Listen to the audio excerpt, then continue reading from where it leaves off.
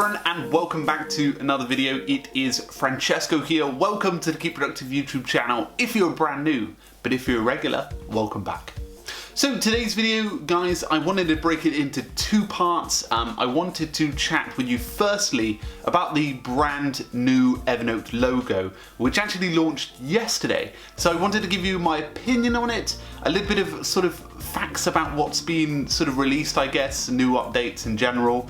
And also I want to chat to you about their new sort of mission statement and what that means.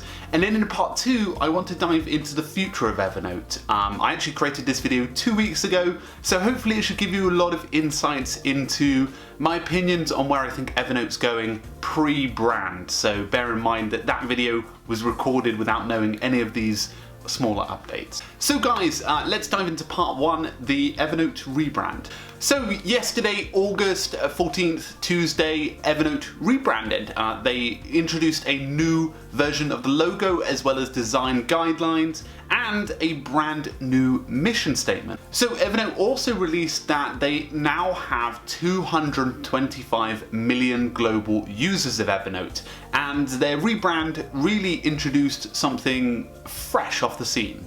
Now let's first start with the logo. Now I like logos. I do check out a lot of logos in my day. I enjoy the active design. I think it's something very interesting. Now I'm not opposed to the new Evernote logo. I actually quite like it. They haven't gone too far off brand based on all of the elephant logos that they had in the design, which I'll include the article to the behind the scenes that Alice put in the community. The actual previous logos of the elephant, which is called Mads, are a bit out there. I really like this one. I also like the font that accompanies the logo. It reminds me very much of Medium, actually a lot of Medium. So that's, I think, why I do like it. I do think that coming from the logo perspective and the font perspective, it's good to have this sort of, I believe it's serif font to have with it, because it looks sort of more like a note-taking experience. So Evernote have put together this marvelous video outlining their new sort of brand guidelines to some extent, so I'll include the link in the description. It's worth watching because you get a feel for what they're sort of aiming for with this redesign. So Evernote has stated in a sort of a few posts, there's obviously, they're all going to be included in the link in the description. They've stated, we want to provide a way to help you focus on what matters most. So that seems like a sort of revised plan versus just necessarily using it as a tool. So they've rejigged their mission statement, which I quite like. They've broken it into three core parts. They've broken it into engage, extend, and explore. Obviously there's a full statement that the CEO put out and also some of the brand guidelines that you might want to read, but these are some of the elements that I pulled out of those pieces, and of course you'll have to read the context around them. In the engage section they stated, to do this, we are constantly improving the core product and we're selective about which companies we choose to partner with. Now that sort of statement points me towards them being a bit more refined in their decision making when it comes to partnering with different companies. So I can see in the future integrations being a lot deeper inside of Evernote, fingers crossed. Of course that's what sort of I get from that. They also add in the extend section, but Spaces is just the beginning of the larger initiative. Now Spaces is a feature inside of Evernote that was released for business. Obviously that will be coming to personal soon, but Spaces apparently is a larger initiative, sort of pointing towards it being a bit of a more of an open plan experience. And the third area is explore, and they stated, we don't dictate how to use our products and how you should organize. Now that again leads me to the point of that they will become a bit more open plan too, to the likes of Notion, for example. So that's sort of a positive spin on it, if that's what it means. Obviously these are all mission statements, so they don't necessarily mean that. Now the new Evernote branding isn't fully rolled out now. They're rolling out on iOS and Android. It hasn't actually changed anything dramatically to the product apart from the logos that are available. However, Evernote have stated that obviously this is going to be part and parcel of new changes that are coming up. Now, something that did change was the official pricing plans are now slightly different. They are now monthly pricing, which it does seem a bit strange. Now, it's £4.99 in the UK, this is what I'm seeing, for the premium per month per user, and £10.99 per user per month with a minimum of 2 users for the Evernote business account. And of course you've got a freemium. I haven't seen any major changes in the actual plans themselves, but again, this is something to be aware of. Now, if you want my opinion of this, obviously I've followed Evernote for a fair while now. Of course, the next video will explain my sort of feelings around the product side of stuff, which I still, to this day, believe, only if it's 2 weeks later.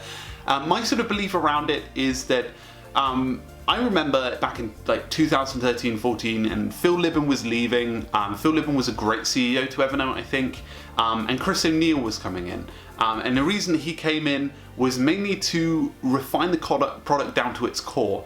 And I believe Evernote over the last few years have done a lot better job on onboarding and actually making the product a bit more understandable for the brand new user. But they've also lost a lot of loyalty from users that have been there for quite a while. For example, myself, because they haven't focused on product development, I've obviously dropped off more off Evernote. And I'll explain that more in the next feature. And that is something that they've really lacked behind in. Their focus on focusing on core and building a strength to their business network and to their core product for the personal experience and onboarding has slowed them down in the ability to create new product updates and actually challenge the likes of Notion, allowing them to be nimble. So, as you can imagine, that's sort of where I position Evernote right now. Now, as you guys know, I've been a long time Evernote user, so this new rebrand I'm obviously accepting. I quite like it in my personal opinion. I'd love to hear what you think in the comments below. I don't think that necessarily we'll see any updates soon, but maybe in 1 to 2 months time there might be some rollouts of a new unified sort of web, Mac, iOS, Android, Windows experience of the Evernote experience, and then new features. I think they'll slowly roll out spaces to personal and then sort of help you to coordinate your efforts on what matters most. I think they'll do something around that. I don't know what it is yet, but I just have a feeling it's... Anyway guys, I'm going to pass over to part 2, which is more into the depth of the future of Evernote. Again, I recorded this 2 weeks ago, so do bear that in mind. Anyway guys, a big thank you, and pass over to myself from the past. So we all know Evernote, the application has over 100 million active users of the service. It is still probably the world's biggest note-taking application, and it is famed in the market for its features, as well as its advanced features for going a bit deeper with the experience. But in the last maybe 2 years, Evernote has struggled to sort of introduce new features. Now, in the last 6 months to 12 months, they've released a feature called Evernote Spaces, which a lot of people were quite excited about, but it really tailored and fit best with the Evernote business customers. Now, that's what Evernote's been doing a lot of, focusing a lot more on their Evernote business experience. And a lot of personal users, I know many of the community, have been annoyed at this, the fact that Evernote have gone from we love the whole community to now going and targeting the business customers. And of course, as it goes to business, it makes the most sense. They make the most money per customer. But of course, it's important to understand as the resources are. Now, of course, Evernote Business will of course make them a lot more money, but it's good to fully understand where Evernote are at the moment. So Evernote's biggest struggle in the last 12 months has been around modular productivity, and this is mainly because there's been so many resources coming out that are focused towards building blocks of your system versus a fixed structure like Evernote. Many of the resources like Notion, Airtable, and even Monday.com are creating this board-like experience that is more adaptive to the user. Now, of course, there are so many different people who like the structured way that Evernote set themselves out, But there's something a bit static and bloated about Evernote recently. They haven't actually released many product updates for a fair while, and it's mainly been stability updates that they've been focusing on. Now, I cannot remember the last time Evernote did a full redesign of their application or even added a feature that simplified it. Now, Evernote did focus a lot harder in the last 2 years on simplifying the experience for new customers. Everything from the onboarding to the way that you use Evernote was simplified for newbies, and that's great. But when you are an existing user and you're looking for more product development, the only way that you can see a benefit with Evernote is if you went to Evernote Business. And of course, that's only because of Spaces, which is eventually going to be coming to Personal. So even when I was talking here on the YouTube channel back in 2015 about Evernote developing new resources, and of course they had the big change where Phil Libin left the company and a new CEO, Chris O'Neill, joined the company, that I definitely still had confidence that they'd be able to bring stuff in and be able to develop the product out. Now, Evernote feels rigid, it feels strict, it feels like it won't break out of that, and that is the biggest problem at the moment. Evernote is not necessarily a workspace, it's acting more like Google Drive, a static storage unit for many people. In the last 6 months, my Evernote use has dramatically dropped. It's gone downhill, mainly because I'm not using it the same way I used to. Now, definitely I'm not taking as many notes for meetings, and that's based on my workflow. Now that's changed, but the general use of Evernote has mainly been on saving PDFs, important meetings, and secure information. That's really been how I've been using Evernote. I've been using it as more of a storage tool. So the way that I currently view this space for me is, for example, I will use Google Drive for files, folders, and creating new documents. For Evernote, I'll use Evernote for storing important information and meeting notes. But I won't really go much further than that. I will include stuff like receipts, valuable email conversations maybe, and I don't really add that much to it. So for example, I would say in the last 3 months, I've added about 50 notes, when before I was adding so much more. And finally, my Notion use. I don't actually add notes to it necessarily, I just do most of my planning and use it as my workspace. So in tandem, all of these applications work well together. It's just strange that I'm not using Evernote as much anymore. Now, of course, this hasn't eliminated my use of Evernote, and I actually don't see myself dropping Evernote for 12 months at least. But it's definitely slowed down my Evernote usage.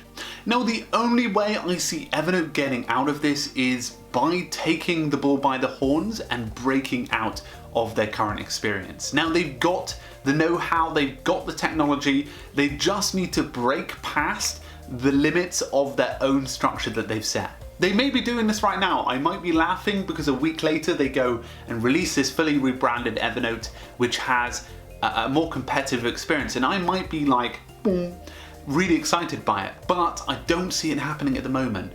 Now, Evernote has always got a place in my heart. It was one of the first note takers I used, and I have my entire history there, like 6-7 years worth of notes, worth of useful stuff that I can come back to. But it's sort of like, I guess, if I had like a really old Dropbox account right now, I'd keep it, but I wouldn't necessarily come back to it all the time. Now, the fact of the matter is Evernote needs to fight back, and my predictions around this are pretty simple. If Evernote doesn't fight back in the next 2 years, I really don't see it extending much further. And that's a really harsh tool sort of statement, but again, I think that is the truth. I think that Evernote will, if they don't be able to do this, be viewed as a legacy technology and probably will be acquired by companies like Google or maybe even Facebook or something like that, just to be able to add to their spectrum of resources. Now, I think a company like Atlassian might just come along and buy it, mainly because in 2 years' time, they will be in that position where they're like, okay, we need to actually sell it. Now, of course, it could go the other way. Evernote could actually see the likes of Notion, the likes of Airtable, the likes of Monday.com being threatened and maybe working on this brilliant new redesign, which is open, flexible workspace that you can organize your notes, tasks, and maybe even just use it as a wiki in general.